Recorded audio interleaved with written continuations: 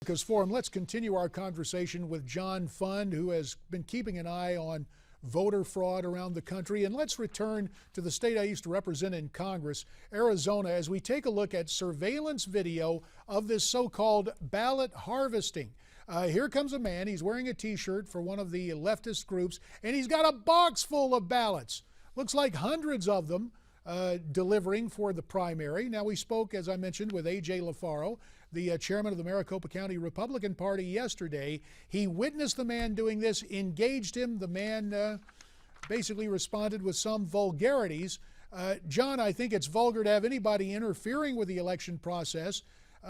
What is more galling about the state of Arizona was that the legislature had passed a law. It was signed into law by Governor Brewer that they subsequently repealed. About this whole notion, bowing to political correctness.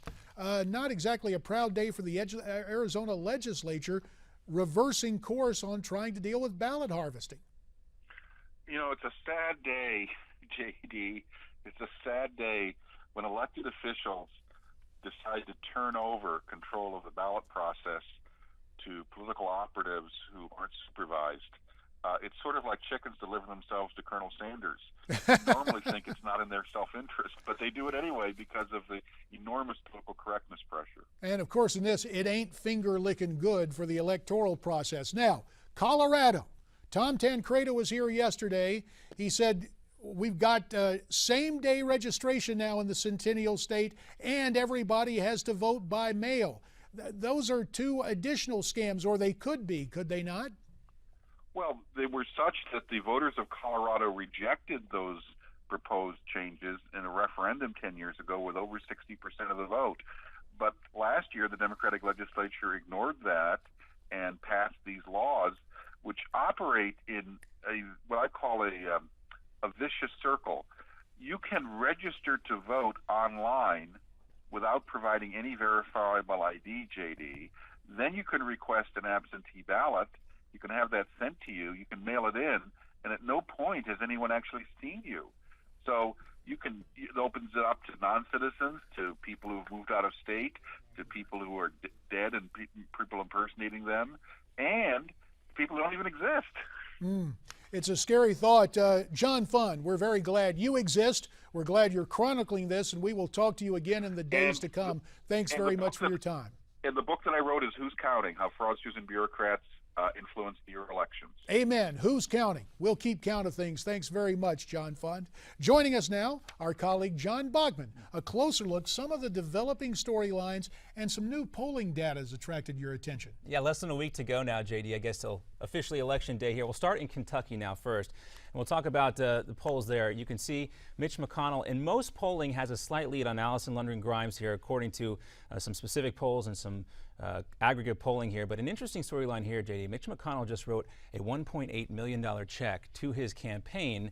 He did this in his last election as well. And a lot of people are wondering, is he nervous, or is he really just want to put the pedal to the metal in this race and finish it off? If you got that pad in your bankroll, you're going to try to pad your margin of victory. Wow, that ain't hay. That's real money. That's a lot of money. Next, we'll go to Georgia, my home state here. Polls have been moving recently in favor of Michelle Nunn. Of course, her dad, a very popular former senator from that state, has been out now in full force going on TV in support of his daughter. But that could cut both ways because she has been cast as a legacy politician here with not her own record really to run. And also interesting in Georgia, Zell Miller, the former governor and former senator of that state, he endorsed Michelle Nunn, the Democrat. He was a former Democrat as well, but also endorsed the incumbent governor, Nathan Deal, a Republican in that race. That just gives you an idea of the way things could shake out in Georgia. We probably won't even know on election night how that one turns out because the winner has to get 50% plus a little bit. Next, we'll go to Colorado here. Rasmussen report this week showed Cory Gardner with a 5-point lead over Mark Udall. Udall has tried to cast Gardner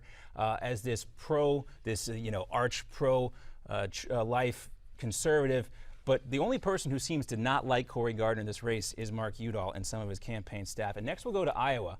Joni Ernst also getting a lead there now against Bruce Braley. And if we remember correctly, I think the last time Michelle Obama was in Iowa, she finally got Bruce Braley's name correct. She had been referring to him as Bruce Bailey a number of times, and that never works out too well for the candidates. Next, we'll go to Arkansas here. And Tom Cotton seems to be running away with this. He's really, yeah, he's opened up a pretty big lead, and most of the polls have him out, just outside of the margin of error now. But also interesting, there was a Supreme Court ruling yesterday. The state Supreme Court in Arkansas has decided that they are going to allow this issue about the minimum wage to remain on that ballot. Now, we know this whole issue with the war on women has not worked for Democrats this election cycle, but they have been able to pick up a little bit of steam on this minimum wage issue. So if this is going to be on the ballot, is this going to be something that drives Democrats to the polls and could change things? Well, in Arkansas, they're famous for their pie suppers, whatever that is. So if Mark Pryor can have a bunch of pie suppers around the state talking minimum wage, maybe he makes it closer. But it's going to be interesting to watch. John Bogman, of course,